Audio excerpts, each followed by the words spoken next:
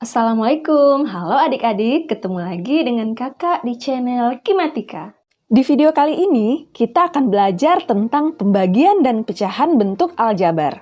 Pembagian pada bentuk aljabar pada prinsipnya sama seperti penyederhanaan pada pecahan ya. Jadi, untuk mengerjakan soal pembagian bentuk aljabar, akan lebih mudah jika kita ubah dulu menjadi pecahan bentuk aljabar.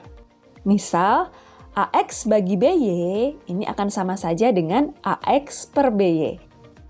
Oke, langsung saja kita mulai. Pertama atau pada bagian A, kita akan membahas dasar operasi pembagian aljabar. Yang pertama, pembagian variabel dengan konstanta. Kita langsung ke contoh ya. Misal, 8X dibagi 2. 8X dibagi 2 berarti sama saja dengan 8X per 2 ya. Sama seperti perkalian, yang kita bagi dengan konstanta hanya koefisiennya saja ya. Berarti 8 dibagi 2 yaitu sama dengan 4. Sedangkan variabelnya tetap. Jadi hasilnya adalah 4x. Oke, kita lanjut ke dasar operasi pembagian aljabar yang kedua, yaitu pembagian variabel dengan variabel. Nah, perhitungan pembagian variabel dengan variabel hanya terjadi untuk variabel yang sama ya, yaitu dengan menggunakan konsep perpangkatan. Misal, jika X pangkat M dibagi dengan X pangkat N, karena variabelnya sama, yaitu X, berarti pangkatnya tinggal kita kurangkan saja, sehingga menjadi X pangkat M dikurang N. Jadi ingat, pada perkalian pangkatnya ditambah, sedangkan pada pembagian pangkatnya dikurang.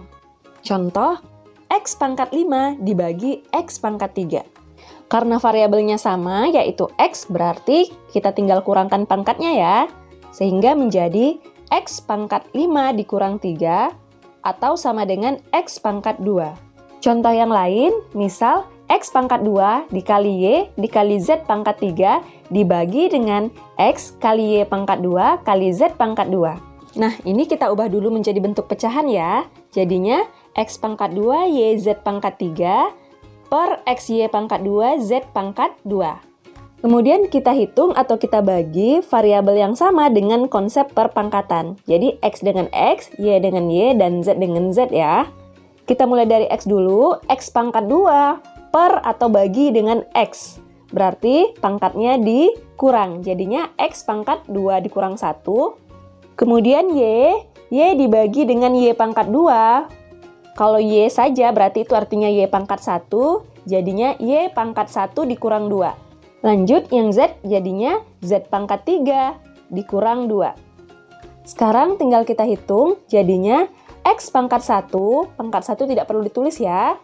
Kemudian dikali Y pangkat min 1 dan Z pangkat 1. Oke, jelas ya? Sekarang kita lanjut ke bagian yang B, yaitu pembagian bentuk aljabar. Nah, untuk pembagian bentuk aljabar, kita langsung ke contoh-contoh soal saja ya. Pertama, misal 18X pangkat 3 dibagi dengan 9X pangkat 2. Nah, ini sama saja dengan 18X pangkat 3 per 9X pangkat 2. Ingat pada konsep dasar pembagian, jadi koefisien bagi koefisien, variabel bagi variabel ya. Nah, berarti ini sama dengan 18 dibagi 9, yaitu sama dengan 2. Kemudian X pangkat 3 dibagi dengan X pangkat 2. Variabelnya sama-sama X, berarti pangkatnya dikurang. Jadinya X pangkat 3 dikurang 2. Maka hasil akhirnya adalah 2X. Jelas ya? Sekarang kita lanjut ke contoh yang kedua. Misal 35X pangkat 3, Y pangkat 3 dibagi dengan 7X pangkat 2, Y. Kita ubah ke bentuk pecahan ya. Berarti sama dengan 35X pangkat 3 Y pangkat 3 per 7X pangkat 2 Y. Sekarang kita hitung atau kita bagikan. Pertama koefisiennya dulu ya, yaitu 35 dibagi 7 sama dengan 5. Kemudian X pangkat 3 dibagi X pangkat 2 berarti sama dengan X pangkat 3 dikurang 2. Lanjut, Y pangkat 3 dibagi Y atau sama dengan Y pangkat 3 dikurang 1. Oke, jadi hasil akhirnya adalah 5X Y pangkat 2. Jelas ya? Kita coba contoh berikutnya. 16X pangkat 4 dikurang 12X pangkat 3Z, kemudian dibagi dengan 2X. Kita ubah ke bentuk pecahan, jadinya 16x pangkat 4 dikurang 12x pangkat 3z per 2x. Nah, karena di sini ada tanda kurang atau pengurangan, berarti penyebutnya kita pisahkan dulu ya. Oke, berarti ini sama dengan 16x pangkat 4 per 2x dikurang 12x pangkat 3z per 2x. Oke, sekarang tinggal kita hitung. 16 dibagi 2 sama dengan 8. Kemudian x pangkat 4 dibagi x, yaitu x pangkat 4 dikurang 1 atau x pangkat 3. Lalu dikurang dengan 12 dibagi 2, yaitu sama dengan 6. Kemudian x pangkat 3 dibagi x atau sama dengan x pangkat 3 kurang 1, yaitu x pangkat 2. Kemudian z. Nah, z-nya tidak kita apa-apakan ya, tetap karena tidak ada variabel yang sama dengannya. Jadi hasil akhirnya adalah 8x pangkat 3 dikurang 6x pangkat 2z.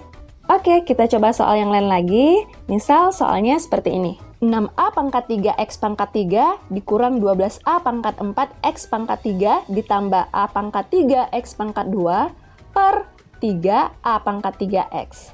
Kita pisahkan dulu penyebutnya ya. Jadinya 6a pangkat 3x pangkat 3 per 3a pangkat 3x dikurang 12a pangkat 4x pangkat 3 per 3a pangkat 3x lalu ditambah a pangkat 3x pangkat 2 per 3a pangkat 3x. Oke, langsung kita hitung ya. 6 dibagi 3, 2. A pangkat 3 dibagi A pangkat 3 berarti sama dengan A pangkat 3 dikurang 3 atau A pangkat 0. A pangkat 0 berarti 1 ya, jadi tidak perlu ditulis. X pangkat 3 dibagi X pangkat 1 sama dengan X pangkat 3 dikurang 1 atau X pangkat 2. Lanjut, dikurang 12 dibagi 3 sama dengan 4. A pangkat 4 dibagi A pangkat 3 sama dengan A pangkat 4 dikurang 3 atau A pangkat 1 atau A saja. Lalu X pangkat 3 dibagi X sama dengan X pangkat 3 dikurang 1 atau X pangkat 2. Lanjut, ditambah. Koefisiennya tidak ada, berarti 1 ya. Jadi 1 per 3.